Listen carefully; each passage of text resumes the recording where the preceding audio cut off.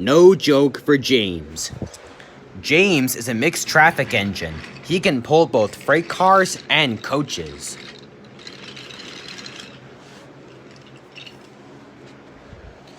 He is proud of his smart red paint, and so is his driver. Everyone says you brighten up their day, James. One morning, James whistled loudly at the other engines. Look at me. I am the smartest, most useful engine on the line. Rubbish, replied Thomas. We're all useful. Sir Topham Hatt says so, and he's head of the whole railway. You know what, James? Added Percy. What? Replied James. You're getting all puffed up. James huffed away. Later, he was still boasting. I'm the pride of the line. I saw you pulling freight cars, snorted Gordon. You're only a goods engine. I pull coaches, too. Not as much as I do. But Sir Topham Hatt has plans for me. James was only making this up, but Gordon believed him. What plans? Wait and see. Oh dear, he thought. Now what'll I do? Thomas was shunting shining new coaches. Good morning, James. Are those coaches for me? Asked James hopefully. No, these are for Gordon's Express. I'll fetch your freight cars next. But James was going to play a trick on the other engines. Actually, Thomas, I'm taking the coaches. Sir Topham Hatt asked me to tell you. What about the cars? Asked Thomas. Give them to Gordon. Come on, Thomas, said his driver. Orders are orders. So when James's driver returned, James was coupled to the coaches and he puffed away.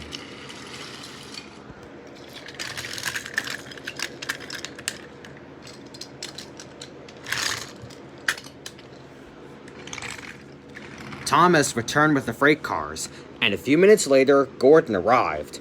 Where's the express? Thomas told him about James, and so here are your cars.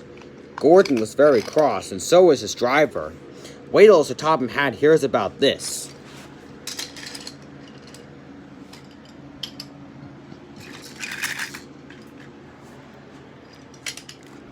Meanwhile, James was enjoying himself enormously.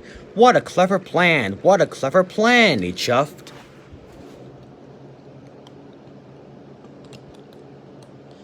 Then he saw Sir Topham Hatt. Some jokes are funny, but not this one, James. You have caused confusion.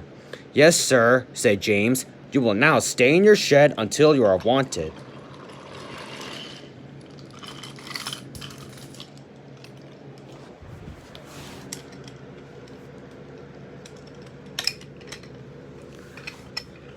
The other engines teased James. I wonder who'll be pulling the express today, said Gordon.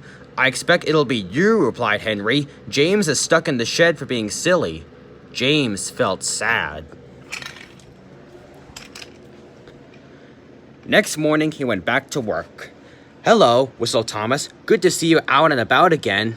I'm sorry I tricked you, said James. Are these my cars? Yes, replied Thomas kindly. They're pleased to have you back.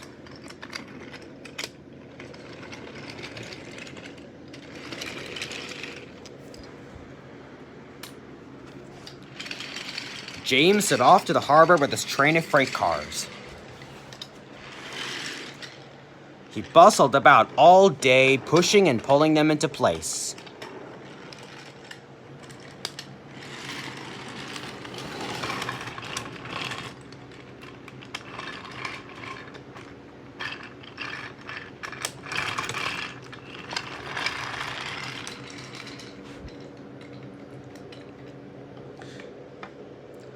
Time to go home now, James, said his driver at last. No cars or passengers, just we two.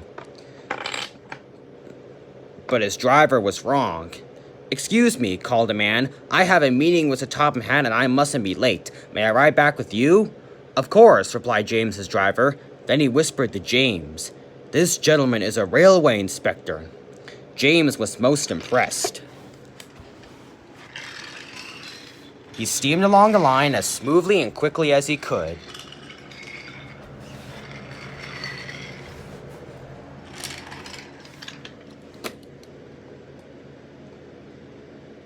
Sir Topham Hatt was on the platform, and the railway inspector greeted him warmly.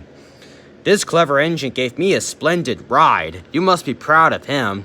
Yes, indeed. Once again, you are a really useful engine.